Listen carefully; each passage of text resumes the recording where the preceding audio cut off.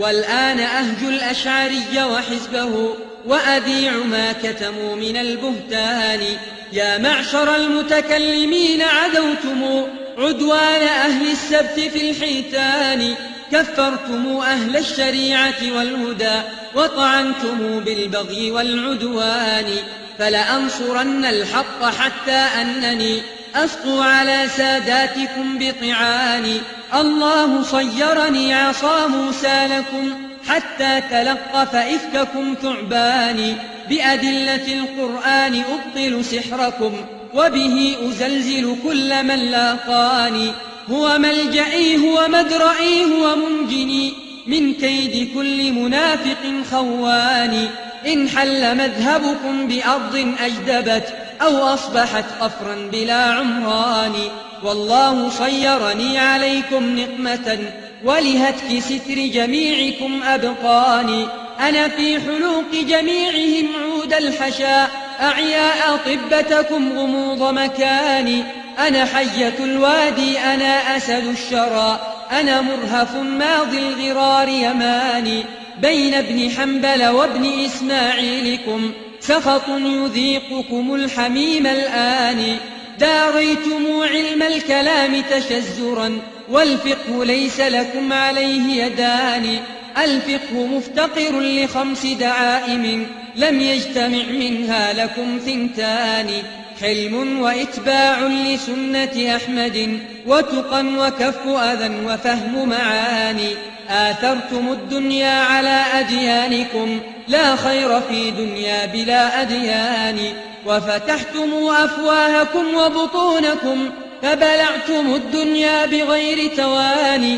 كذبتم أقوالكم بفعالكم وحملتم الدنيا على الأديان.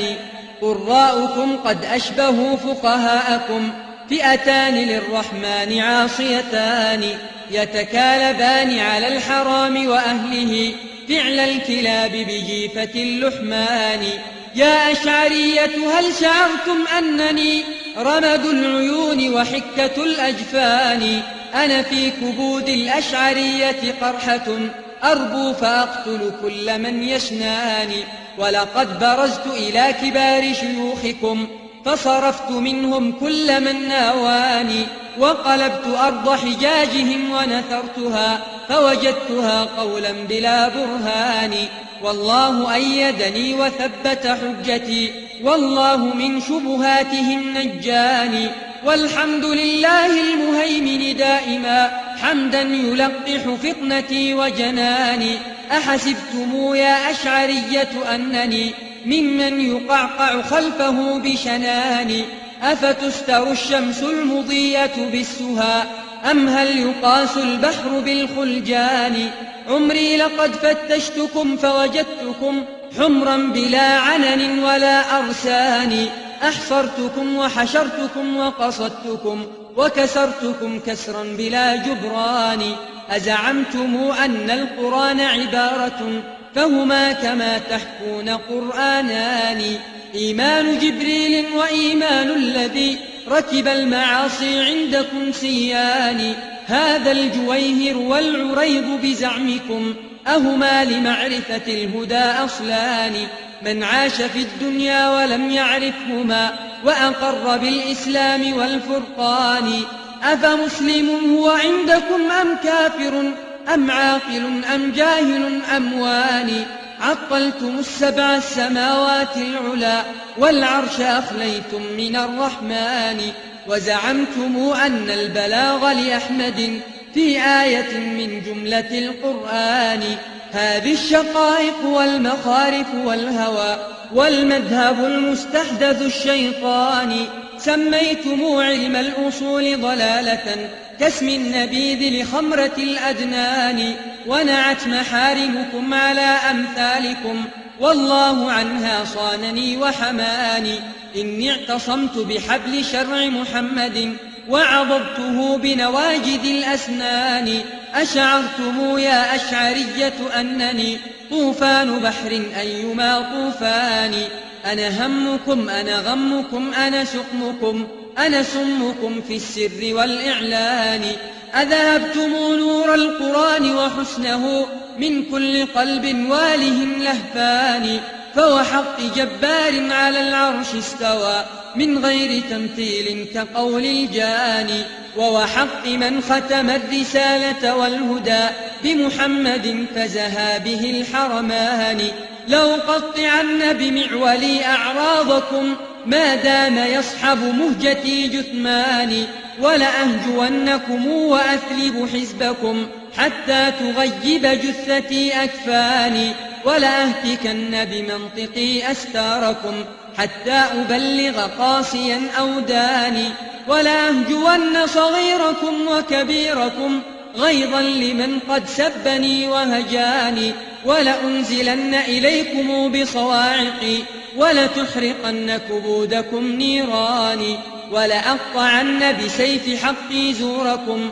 وليخمدن شواظكم طوفاني ولأقصدن الله في خذلانكم وليمنعن جميعكم خذلاني ولأحملن على عتاة طغاتكم حمل الأسود على قطيع الضاني ولأرمينكم بصخر مجانقي حتى يمد عتوكم سلطاني ولأكتبن إلى البلاد بسبكم فيسير سير البزل بالركبان ولأدحضن بحجتي شبهاتكم حتى يغطي جهلكم عرفاني ولأغضبن لقول ربي فيكم غضب النمور وجملة العقبان ولأضربنكم بصارم مقولي ضربا يزعزع أنفس الشجعان ولأسعطن من الفضول أنوفكم سعطا يعطس منه كل جبان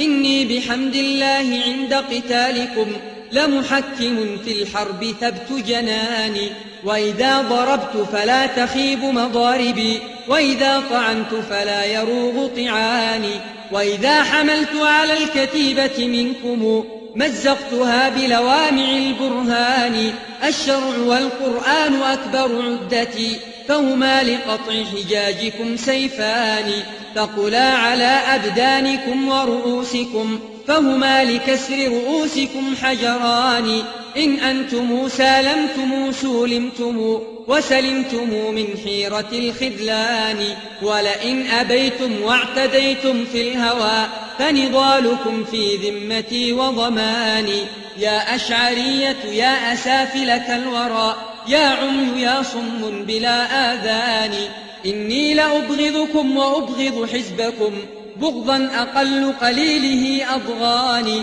لو كنت أعمى المقلتين لسرني كي لا يرى إنسانكم إنساني تغلي قلوبكم علي بحرها حنقا وغيظا أيما غليان موتوا بغيظكم وموتوا حسرة وأسا علي وعب كل بناني قد عشت مسرورا ومت مظفرا ولقيت ربي سرني ورعاني وأباحني جنات عدن آمنا ومن الجحيم بفضله عافاني ولقيت أحمد في الجنان وصحبه والكل عند لقائهم أدناني لم أدخر عملا لربي صالحا لكن بإسخاطي لكم أرضاني أنا تمرة الأحباب حنظلة العدا أنا غصة في حلق من عاداني وأنا المحب لأهل سنة أحمد وأنا الأديب الشاعر القحطاني سل عن بني قحطان كيف فعالهم يوم الهياج إذا التقى الزحفان سل كيف نثرهم الكلام ونظمهم وهما لهم سيفان مسلولان نصروا بألسنة حداد سلق مثل الأسنة شرع سلطعان سل عنهم عند الجدال إذا التقى منهم ومن أضدادهم خصمان نحن الملوك بنو الملوك وراثة أسد الحروب ولا النساء بزواني يا أشعرية يا جميع من ادعى بدعا وأهواء بلا برهان جاءتكم سنية مأمونة من شاعر ذرب اللسان معاني خرز القوافي بالمدائح والهجاء فكأن جملتها لدي عواني يهوي فصيح القول من لهواته كالصخر يهبط من ذرى كهلان. إني قصدت جميعكم بقصيدة هتكت ستوركم على البلدان. هي للروافض درة عمرية تركت رؤوسهم بلا آذان. هي للمنجم والطبيب منية فكلاهما ملقان مختلفان. هي في رؤوس المارقين شقيقة ضربت لفرض صداعها الصدغان. هي في قلوب الأشعرية كلهم صاب وفي الأجساد كالسعدان. لكن لأهل الحق شهد صافي أو تمر يثرب ذلك الصيحان. وأنا الذي حبرتها وجعلتها منظومة كقلائد المرجان. ونصرت أهل الحق مبلغ طاقتي وصفعت كل مخالف صفعان. مع أنها جمعت علوما جمة مما يضيق لشرحها ديوان. أبياتها مثل الحدائق تجتنى سمعا وليس يملهن الجاني. وكأن رسم سطورها في طرسها وشم تنمقه أكف غواني. والله أسأله قبول قصيدتي مني وأشكره لما أولاني. صلى الإله على النبي محمد ما لاح قمري على الأغصان. وعلى جميع بناته ونسائه وعلى جميع الصحب والإخوان. بالله قولوا كل ما أنشدتم رحم الإله صداك يا قحطان.